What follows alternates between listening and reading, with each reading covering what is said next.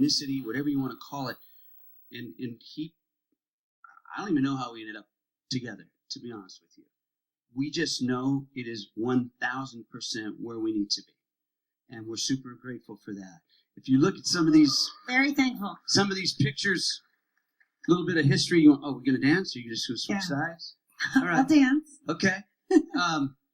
Just some fun we had. I'll just kind of, besides Tylene and the goats, we have a lot of goat time now. We've got to work with people like Steve Nash. He's up there in the center. If there's any Canadians, two-time MVP of the NBA. I love sports. We've had a high school football coach. I coached for many, many years. And when we first started, we were really more of a education company business with no business plan or no business model. It was just like, we just got to share information. And we were really working mostly with doctors. Ty's worked with hundreds and hundreds of doctors. And we were kind of a therapeutic lifestyle line, if you will. And then all of a sudden, we started getting all these athletes, which I thought was super cool. And they were ordering product. And back then, there really wasn't, we weren't advertising or marketing. Somehow, some way, they were hearing about us. And I remember just saying, wow, Ty, those two guys are with the Pittsburgh Steelers, and he's with the Dallas Cowboys, and that's 5 Utah Jazz players that just ordered product, and this just kept going and going, and then Steve Nash comes along, and then it just got out of hand, right? I mean, we have gotten to work with a lot of professional athletes and sports teams, and that's neat. I liked it, but it took us to a place I think we never really wanted to go, and that was retail. So we were in thousands and thousands of stores all over the world. It started in the U.S., stores like Whole Foods and vitamin shops, things like that. But there was one huge problem with all of that. Bottles don't talk.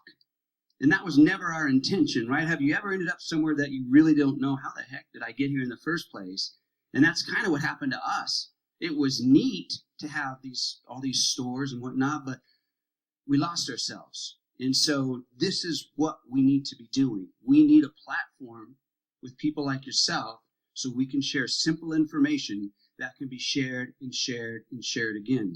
We're very fortunate with thousands and thousands and thousands and thousands of unsolicited testimonials over the years, and we have seen a lot of lives change. And so that's what this is all about. If anything, it's just simple things.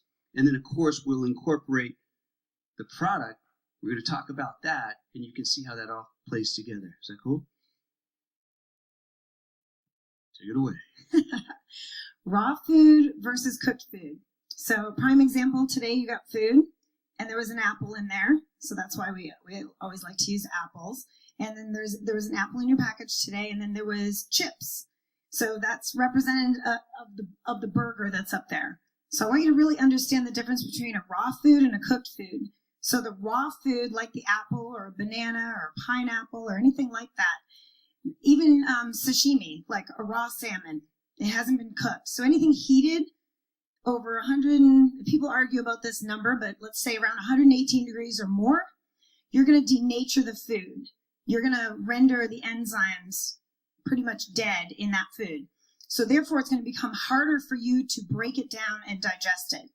So a cooked food is anything that's been heated over 118 degrees, and that would include your orange juice. So if you make it fresh at home, it's alive and living and full of enzymes. As soon as you pasteurize it and heat it and cook it, then it's void of enzymes. It's going to be harder on your body to get the nutrients that particular food has to offer. So when we talk about enzymes, it's a life force of a living food, which gives you more life. Dead food, like this burger, or it could be burrito, or it could be rice, it could be cooked salmon, it could be broccoli, it could be anything. It could be something that you think is good, a protein bar, a protein drink. But if that thing has been heated and cooked, it's going to take away life from your body because it's so hard to get all the nutrients from it. So what we're going to teach you today isn't to take away anything you're doing, even though I like everyone to eat better, but it's not to replace any products you're taking. It is to complement what you're already doing. And someone mentioned the word consistency earlier.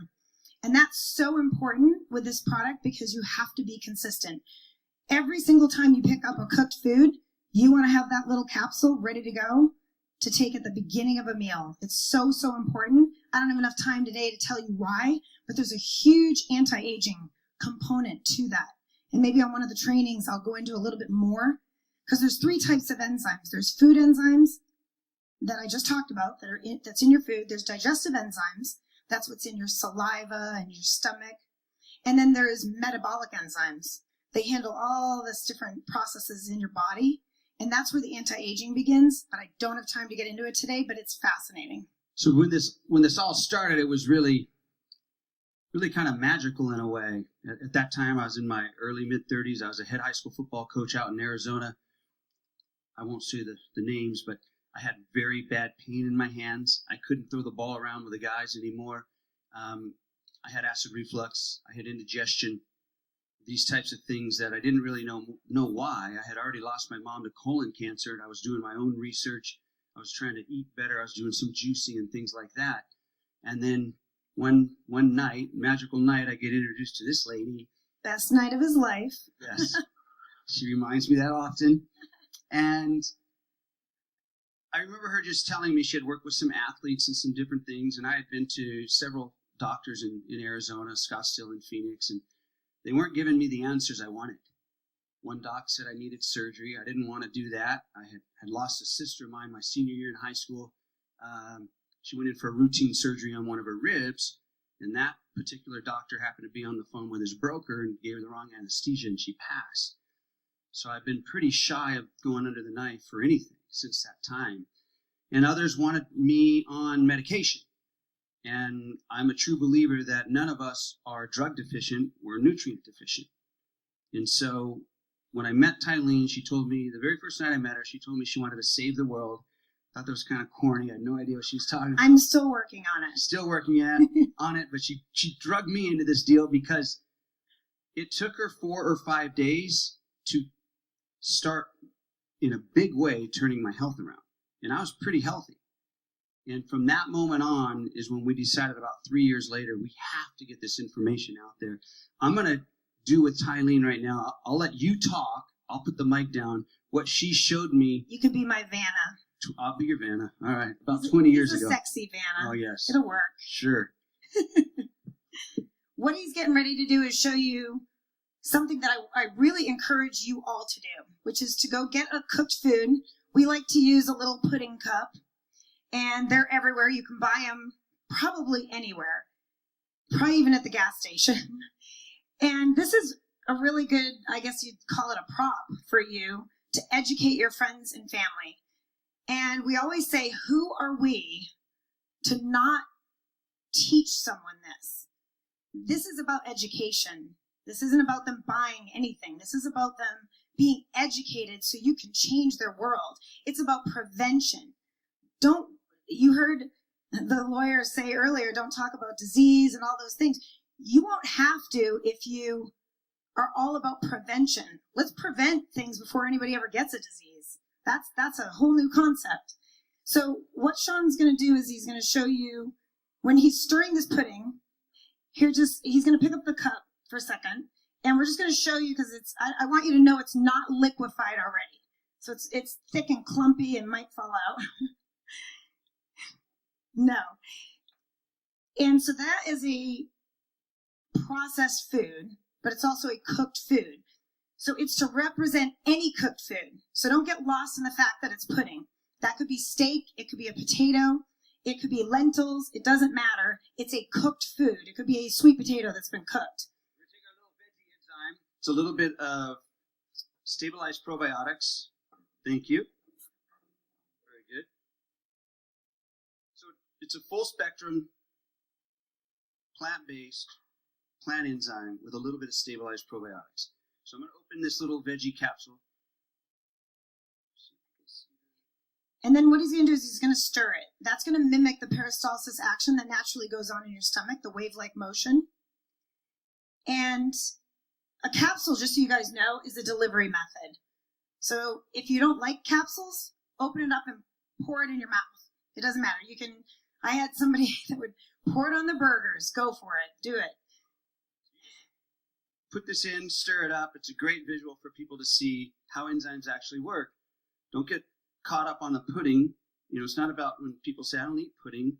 No, but you eat cooked food, right? 99 point whatever percent of the population eats food that's heated, cooked, or processed in some way. You can see how quick that worked. So with plant enzymes, they work in a broad pH range. So we don't use any animal anything. People do. They are out there. I'm not a big fan. I like the plant-based. It's going to work in a broader pH range, so it really works in the stomach. So you're going to see how this broke down that fast. Crazy. I'll clean the chair later over here. Here, pour it into this glass, just so everyone at home can see. It'll look like they poop their pants if they sit on that chair. Yeah, I don't want you to get hung up on the fact that it's chocolate pudding. We do this so we don't drink it after. If it was butterscotch, we might consider that. We do like butterscotch. But now this is considered like a pre-digested food. So this will do this to steak. I mean, you know how you feel after you eat a big, heavy meal? You feel extended and bloated and uncomfortable, and you shouldn't feel like that. The whole reason we eat anything we eat is to get energy, is to create ATP. That's why we eat, is to get energy. So if you're eating and you want to take a nap, then clearly you didn't process your food all the way down to what you need to. And each enzyme is very specific.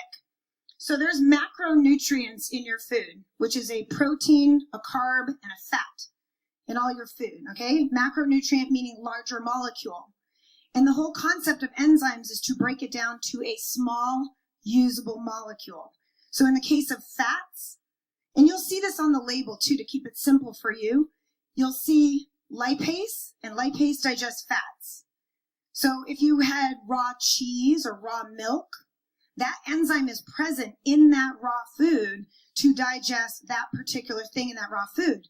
But we cook and process all of our food. So now as a society, we've been eating far too much cooked and processed food, and we tend to run out of enzymes to break this stuff down. So we end up with issues like what Sean was saying, where he had terrible pain in his hands and in his body, and that was uric acid buildup. So uric acid is part of proteins that end up not getting all the way digested. So protein, a large molecule, okay, has to break down into tiny molecules and eventually into an amino acid to feed your brain and to feed your muscles. If you don't have amino acids, you're not creating neurotransmitters. If you're not breaking everything down, you're not feeding, your heart's a muscle. You're not feeding your heart. So amino acids are really, really important. And you want to break them, you want to be able to break your proteins down to actually have an amino acid and not have it stay as uric acid, which actually can be detrimental in the body. And in Sean's case, very painful. So let me just kind of simplify this. We're all born... That was simple. No. And I wasn't even done, so just getting started. Wait, let me look at the clock. Oh, we got tons of time. We got 27 minutes.